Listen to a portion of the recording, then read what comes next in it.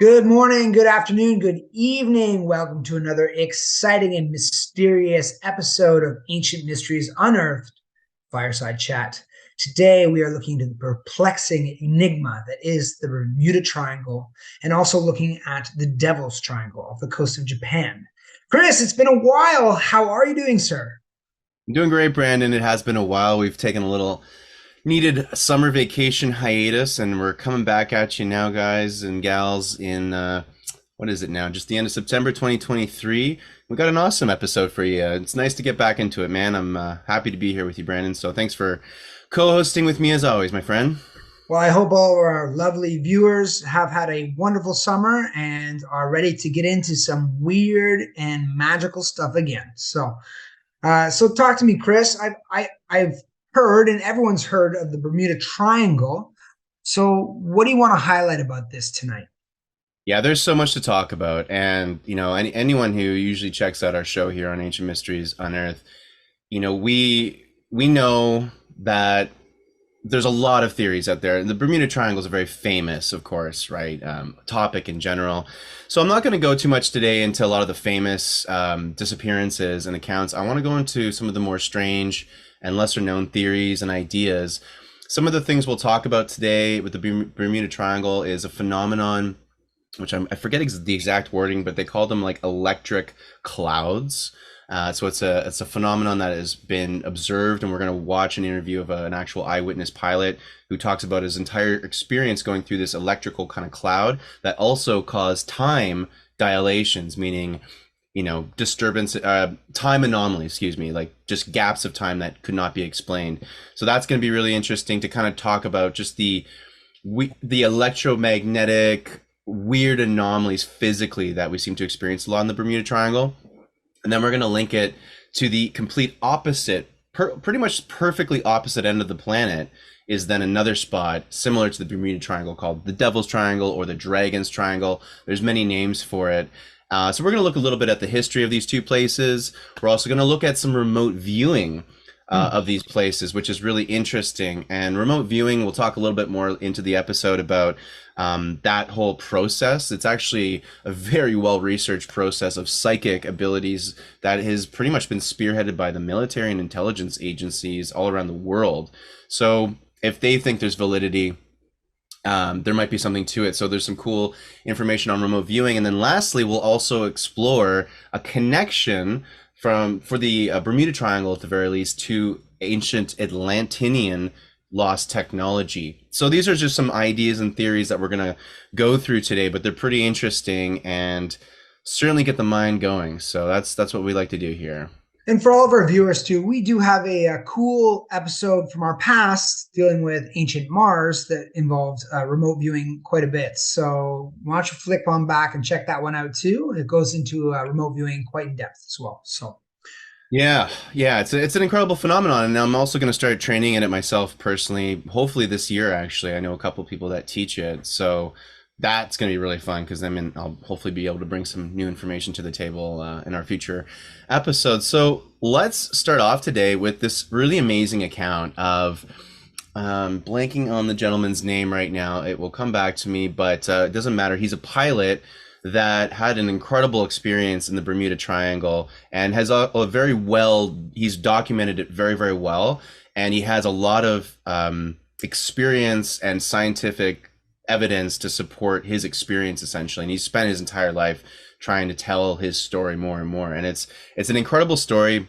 You can dive deeper on it, of course, and I recommend people do. We're just going to watch a little quick segment of a video here on YouTube that will give us a little introduction of some of the crazy experiences and anomalies people have experienced in the Bermuda Triangle. So let me pull up our first video here, and this is going to be pretty interesting. Once again, we're talking about a really weird anomaly with electricity and these clouds. So this is Bruce Gernon, and this is actually one of the only videos I could find where he's the one actually talking and telling the story.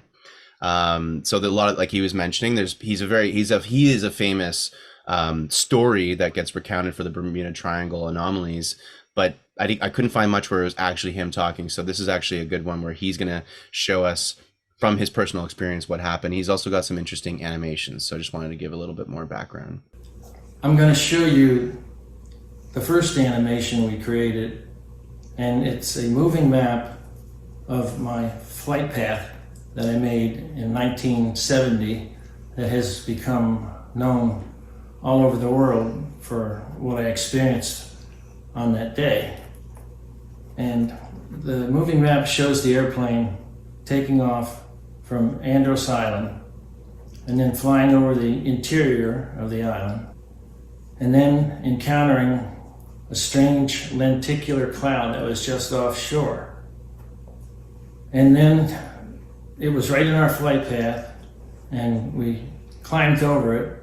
And this is where something incredible happened when I climbed over that lenticular shaped cloud. I got caught inside this huge thunderstorm and there was only one exit that I could get out, and it was a strange horizontal tunnel. So I went ahead and flew through that tunnel, and when I did, something incredible happened that has to do with space-time.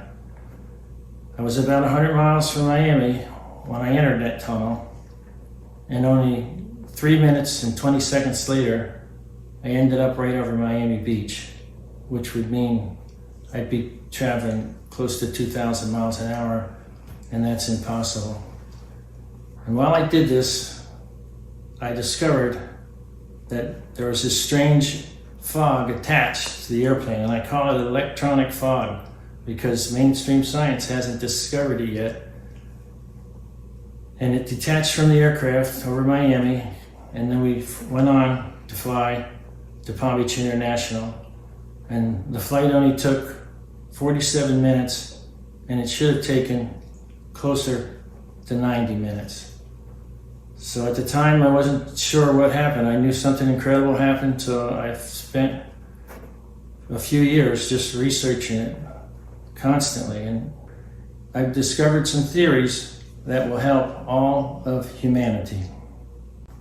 One of the animations that I took, I had the help of my granddaughter, and I believe it's the first ever video of a time vortex thunderstorm, similar to the one that I flew through.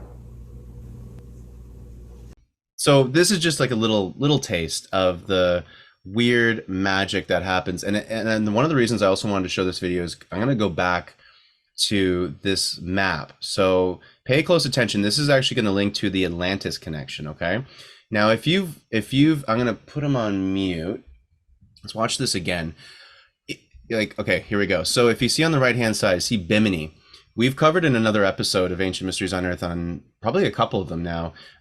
There's amazing underwater anomalies in Bimini, structures, megalithic rock formations that are clearly man-made. They have, 45-degree angles, things that are not made from nature.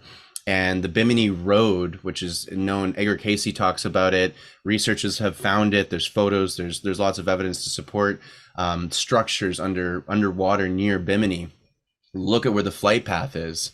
I mean, this guy's going really close to Bimini, and we're gonna watch in another video soon just what some of these other theories talk about when it comes to ancient Atlantinean technology that could have been actually left over or could have been part of the demise of the Atlantinean civilization that are still underwater in the Bermuda Triangle area. And that is what's causing a lot of these crazy anomalies and phenomenon in these areas, is actually the leftover tech that's still disrupting things from ancient Atlantinean time. And this guy's story kind of correlates with that, just because we can see he's really close to where supposedly some of these Atlantinean places were. So we're gonna go to the next one, which is a very short video. It's a YouTube short, and it's just gonna again be a little primer again for some of this, some of these ideas and theories, of course, of Atlantis and a pyramid. This one in particular is going to talk about a potential pyramid found in the Bermuda Triangle. Not much evidence to support this. However, we are seeing more structures, so I think it's at least important to entertain and keep an open mind to these possibilities, because pyramids are all over the world. Why wouldn't some of them just be underwater anyway, right? So let's take a look at this one. Discoverers of the submerged pyramids said it is as large as the Great Pyramid of Giza and totally transparent. Dr. Verlag suggests the pyramid is made of a smooth, crystal-like substance and capped with a crystalline material, using a type of technology unknown to modern science.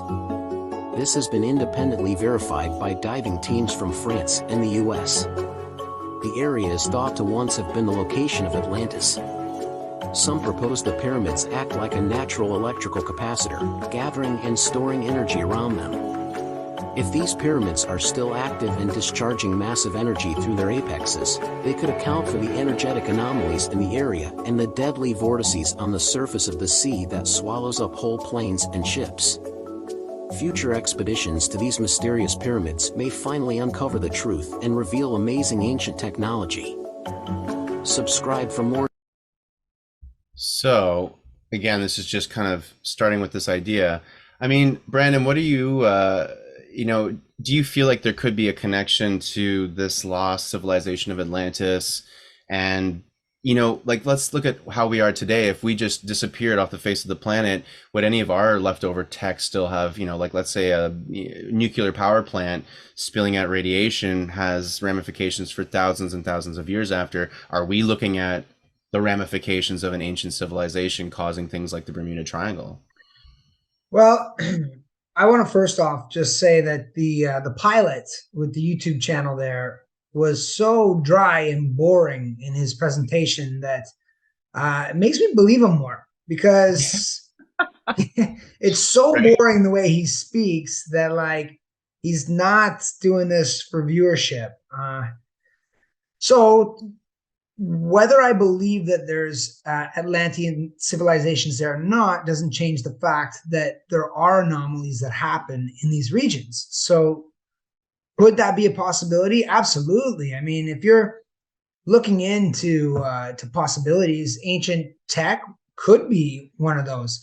It could be, you hear about ley lines and energy. There might be kind of chakras of the earth as well. And then as we get into the multiverse, even, we see it reflected in our art now, and it's certainly reflected in the minds of some of our best scientists. You got to think that if there are a million possibilities and fabrics and layers, and it's like the existence is like a well-woven mat rather than a string, maybe there are ley lines to kind of the multiverse too that show up in weird spots. But if there were Atlanteans and the great stories of the olden times and pyramids, then I wouldn't put it past it. I mean, kind of makes you wonder, are the things that happen around Giza as well? Like, is Giza holding our climate in check? Is it a massive beacon? Does it help the atmosphere? I don't know, but it's certainly possible. It's a buzz thinking about it. Makes a good screenplay, that's for sure. Yeah, we always come back to that, don't we? I mean, regardless, and I got a lot of comments here on the channel, like kind of half and half, people debunking, people saying, "Oh, this is like a hoax," and then other, of course, more like completely on the opposite, like, "Oh, all of this is real." I mean, all we're doing is just presenting these amazing ideas and thoughts and theories.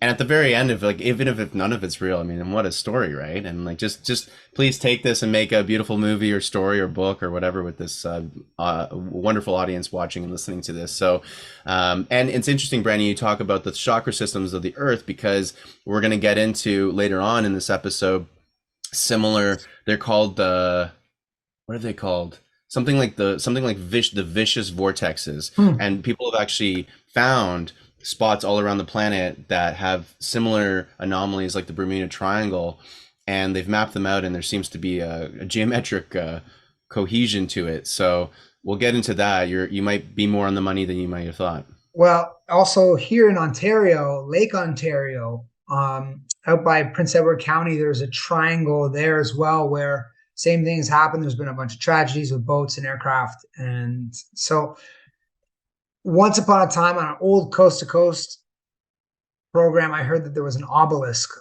deep at the bottom of Lake Ontario. So who knows? Maybe it is old tech. I don't know. There's rumors and whispers. As I was researching this episode, I came across a video about like a triangle, a similar triangle like the Bermuda Triangle in Lake Michigan. And Ah, there's actually quite a lot about this Lake Michigan anomaly. I didn't get as much into that one, but I put it aside for a potential future episode because that one was completely unknown to me until today. So I think, yeah, Lake Ontario, like we've got some of the most amount of fresh water in the whole world here in Canada. And why couldn't there be? I mean, we know from paddling a lot of these lakes, like they're massive. I mean, they go really deep.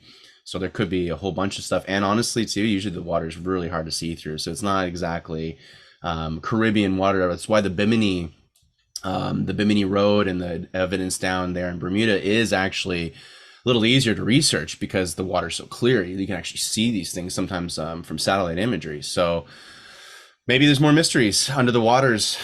I don't know. And that's It wouldn't take too long for, structures of massive proportions or whole civilizations to get lost in the sands of time.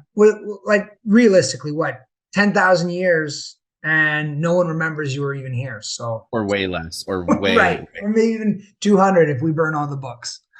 yeah. Yeah. Well, or again, like extinction level events that we probably likely experienced 12,500 years ago at the end of the last ice age.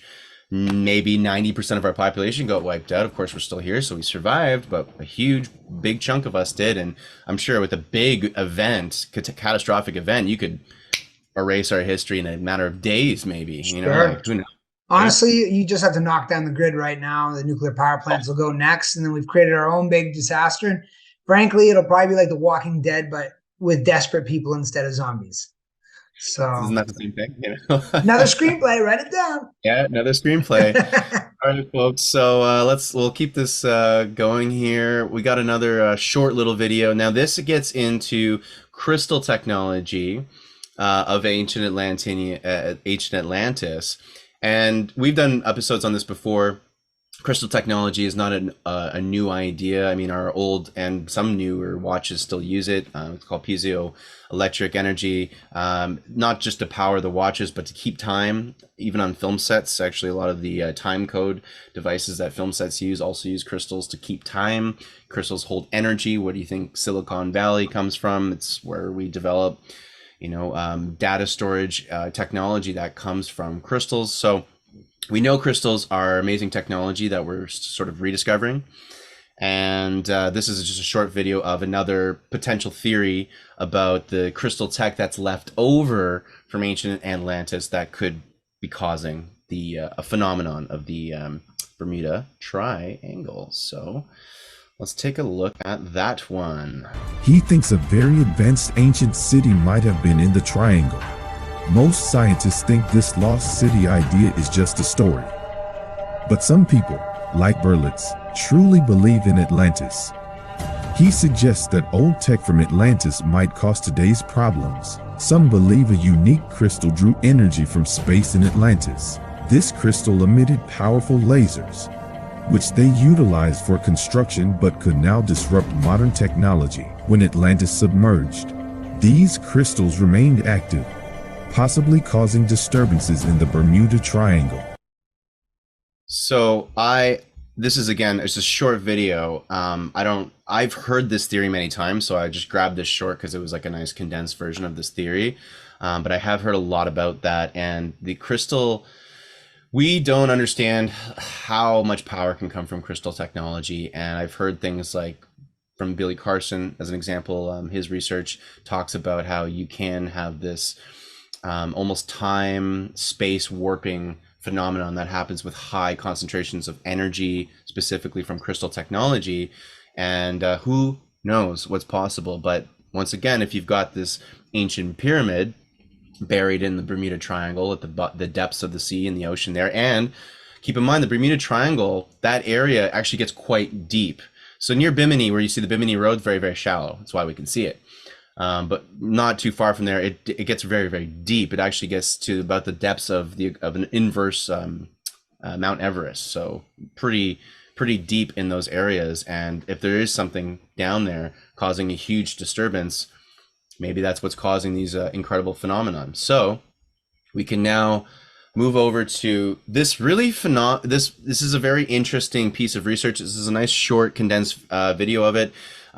Which involves a researcher, Dr. Sala, who was looking into again, these sort of ancient connections to Atlantis, to the Bermuda Triangle, trying to get some sort of answers. And what he did was he connected with a remote viewing institute or organization called Crypto Viewing, I believe. I'm not as familiar with this institute. There's another one called the Farsight Institute. I'm more familiar with them. They're really interesting to check out, and I think I have a video of them in this episode. I can't remember what I compiled for this, but they're also a really interesting remote viewing institute. And just very briefly, remote viewing, like we said in the beginning of this episode, it is being used a lot and has been used for many decades by the military for incredibly important reconnaissance missions, for spying, for getting information that then is verified through more physical material means. This is what's going on here. So this researcher had questions and wanted verification on his research for the Bermuda Triangle. So he went to these remote viewers. The remote viewers, you'll see in the video, they'll explain it, but they have no idea what they're looking for. So there's no bias. They have no idea what they're looking for. The information that they give back apparently confirmed a lot of things Dr. Sala was researching. So let's take a quick watch and listen here. UFO researchers are investigating claims of a so-called space ark, a huge oval craft on the floor of the Atlantic Ocean near Bermuda. Whistleblowers from the government projects exploring this anomaly say it contains eerie hieroglyphs detailing previous civilizations, as well as portals to what could best be described as other dimensions. Dr. Michael Sala is a prominent researcher in the UFO field. He has been investigating claims about this alleged Atlantic space ark and recently teamed up with the remote viewers at Crypto Viewing to see what they would find using a psychic spy technique developed by U.S. military intelligence known as remote viewing.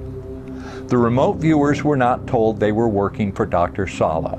Under the double-blind protocol, they were given only an encrypted letter number code to allow them to do the remote viewing with no knowledge of the nature of the target. The work is remarkable. After weeks of work, we presented our data to Dr. Sala, and the final feedback was given to us the moment when the target was revealed. We had a long discussion with Dr. Sala, and we got his reaction to our data. This is a remarkable 2.5-hour presentation where you'll see all the data as it's presented to Dr. Sala. I'd asked Dr. Sala, do you believe it? Do you believe the remote viewing? Did we validate what this guy said?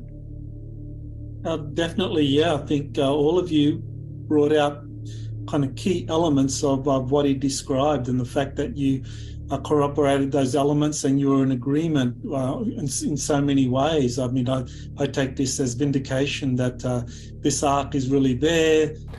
Could this be part of an overall greater plan for disclosure of ET reality? See the entire presentation today at Patreon. Yabba dabba dabba do. So, yeah. I mean, there's a whole other theory thrown in there. I mean, this is why the Bermuda is so interesting, right? Like, now we got a spacecraft. Yeah, now there's a mothership down there with aliens, and wow. I mean, that's also a good screenplay. I mean, I like that one. Although I like the Atlantean Crystal Palace, Stargate too. That one's cool as well. Right? I mean, these stories are just so fun and so fascinating, and it's just my imagination, my curiosity gets so intrigued with this. But I always find what's interesting is usually the crazier theories. Let me know what you think about this, Brandon, because I know we're pretty similar with our we watch and listen to a lot of podcasts and shows that go into the pretty crazy ass theories that circulate this world about all the mysteries and supernatural stuff. And I find when it's whistleblowers in particular that are coming from military or intelligence or government institutions, they sometimes have, I find, the weirdest stories. Mm-hmm. They have like the craziest theories, quote unquote. And my reasoning, like, the truth is stranger than fiction. So I think a lot of these whistleblowers are telling the truth, and the truth is just so fantastical and so incredible that it's most likely going to come off to a lot of people as a hoax or as just something so insane. Like, come on. Well, I was watching Men in Black on an airplane recently, and the movie just is great, and it stands up well. And watching, Will Smith get briefed for the first time when he's in the agency, and it's just he's basically having to strip his whole reality down to the studs, and he doesn't believe him, and so he shows like the four little aliens making coffee in the room and everything, and they're smoking and he drink and he's like, what? Like Right, that. those guys, yeah. Like these Italian aliens or Flash something. like the Five Stooges, Yeah. Anyways, it's kind of like that, at what point, if there was disclosure, what we're talking about is disclosure, whistleblowers, it would sound crazy. I'm sure that even if you went into advertising deep enough down their algorithms, what they would know would be like, no, that's not like that. If you went into look into politics, look into science, I mean, there's probably scientific theories out there about the universe and everything that they're like, we can't really talk about this because it'll make us feel too insignificant that people's heads will explode.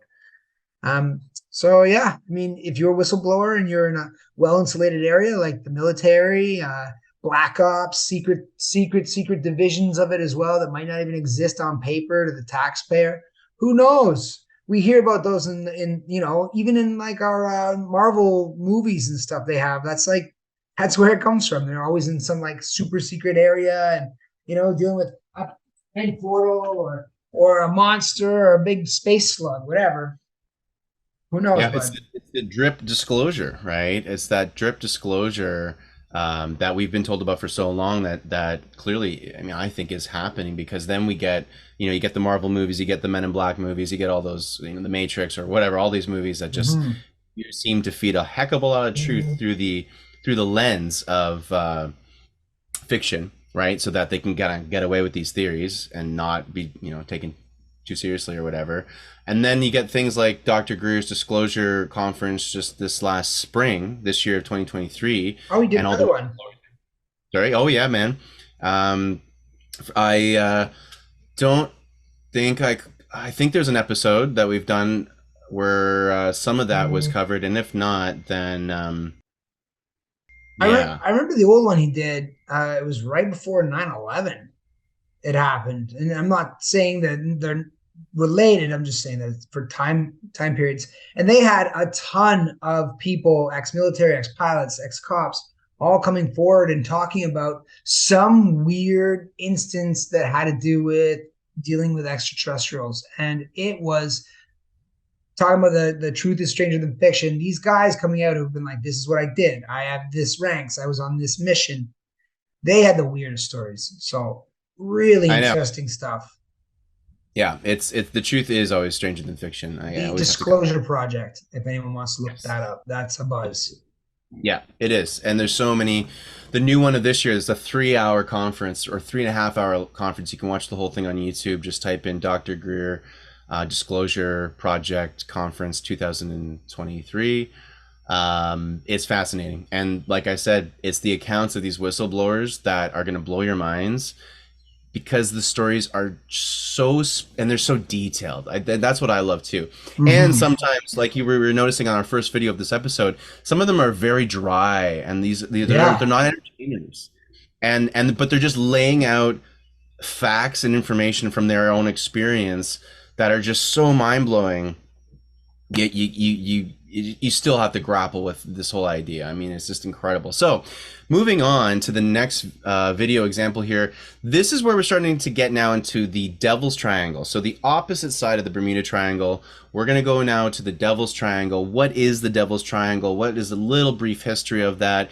We're also going to see in this video, and we're just watching a small little chunk, a couple minutes of it.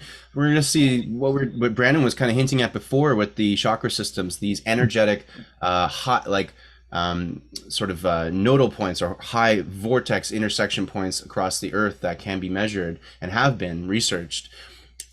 Is there any kind of correlation between these Bermuda Triangles, Devil's Triangles, and these vortexes all found throughout the world? So let's take a quick watch and a listen to this other bit of research here, kind of going over now into Japan. This is kind of eerily similar to Nikola Tesla's kind of ideas of energy in the world.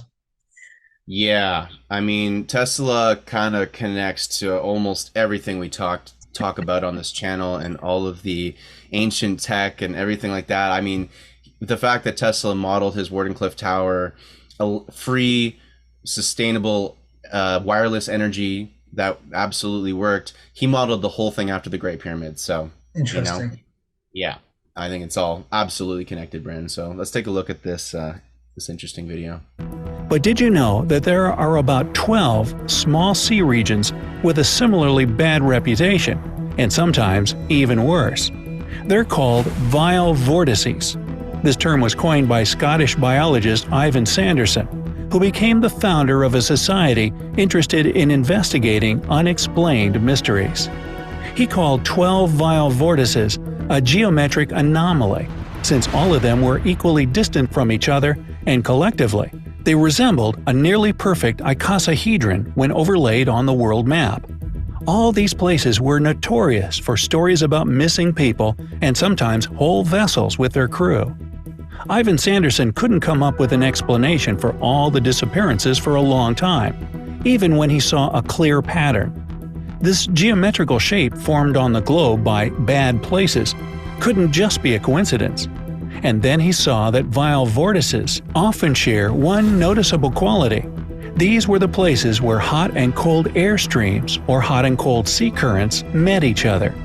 According to his idea, this kind of collision could produce electromagnetic irregularities that are yet to be scientifically explained. Of course, Sanderson's claims weren't widely accepted, but one thing still can't be overlooked as simple superstition. Those places are real, and they really are guilty of countless mysterious disappearances. One of these spots is so frightening, it's actually strange that it's not widely known as the Bermuda Triangle. It's situated on the opposite side of the globe from the Bermuda Triangle, close to Tokyo, Japan. Throughout history, it's earned itself several menacing names like the Devil's Sea, Pacific Bermuda Triangle, and the Dragon's Triangle. Japanese people call it Ma no Umi, which means Evil Sea.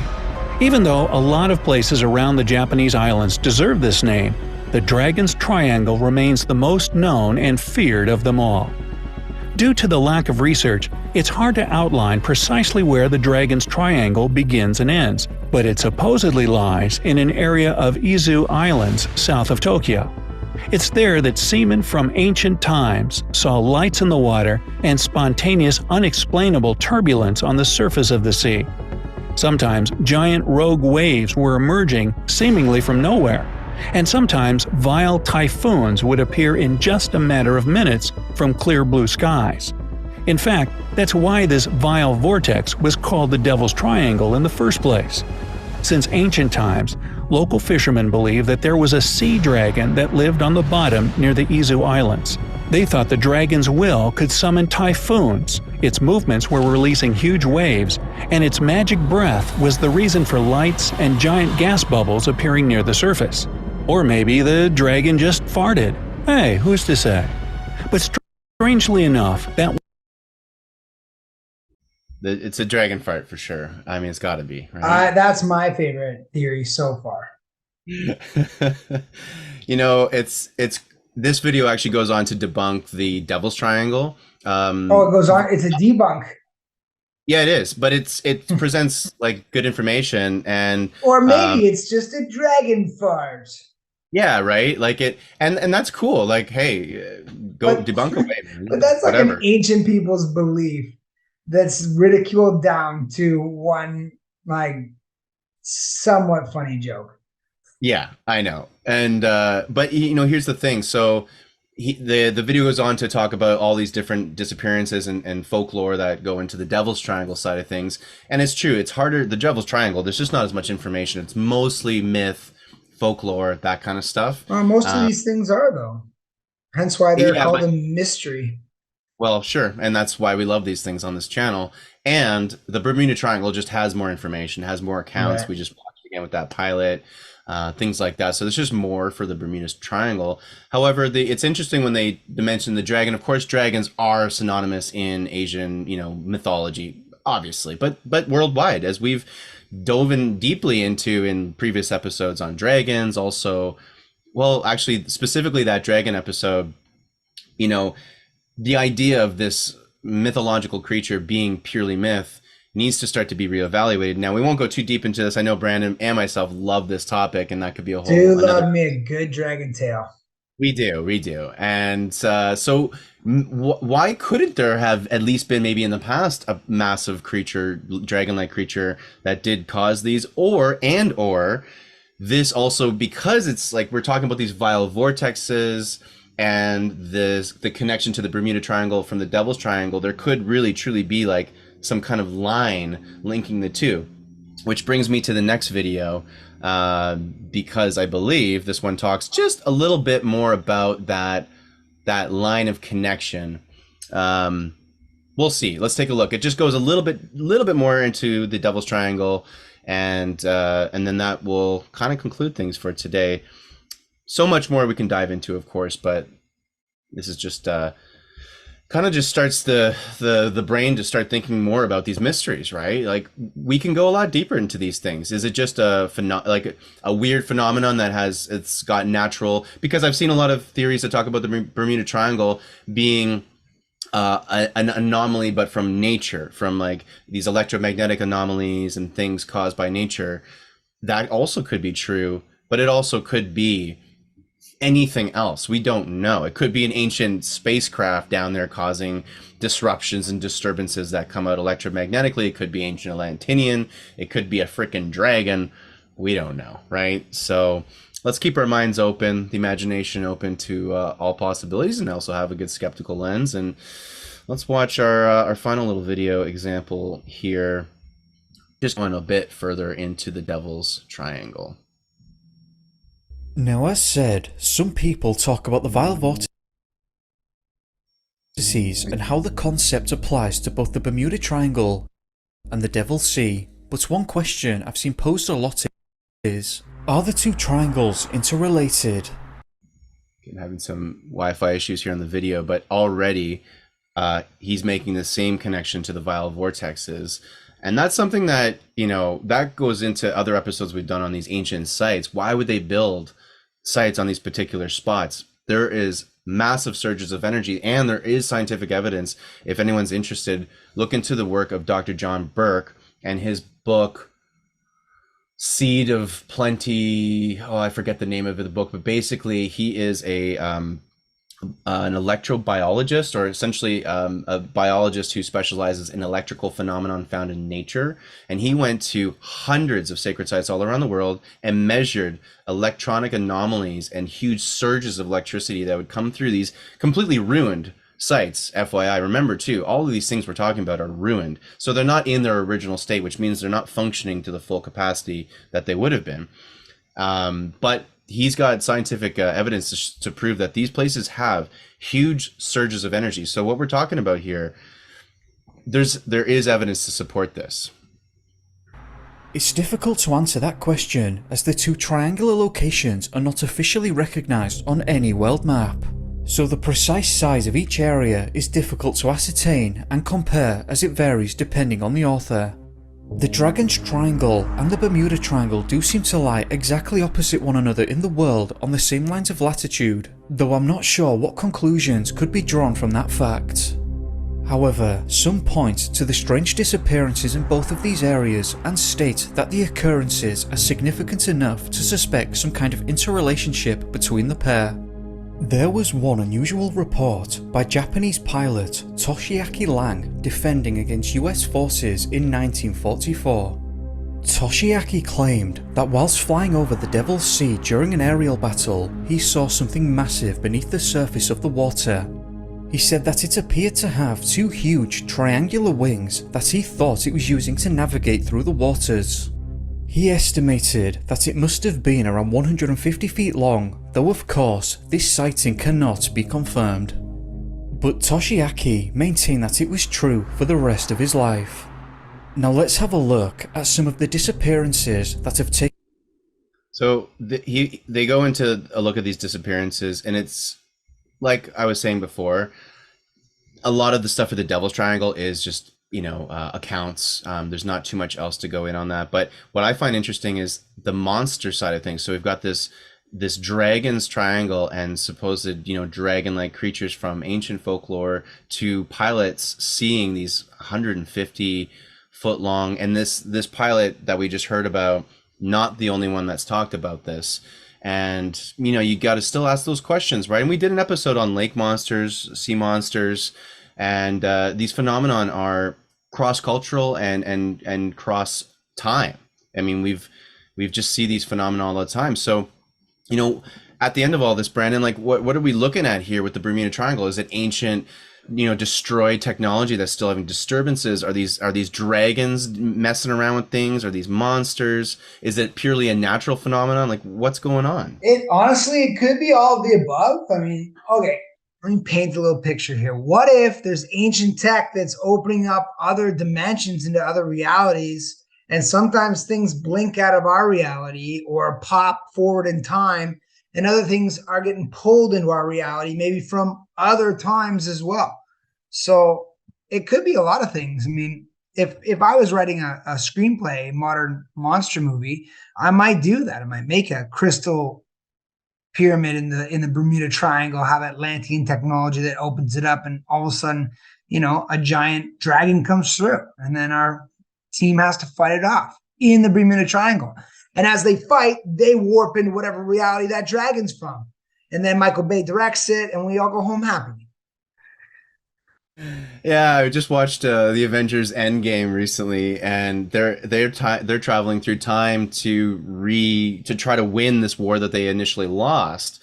And then there's parts where like one of the characters ends up having to fight her older version of herself, and then kills her older version of herself, but doesn't die because of the branches of time and how time travel, at least in the Marvel universe, seems to work. And it does actually seem to link to theories I have heard discussed in time travel among scientists and stuff. And it's just fascinating because we always go back. I mean, being both from the film industry and working in film for a long time, we can't help but get into storytelling mode with all these amazing mysteries, right?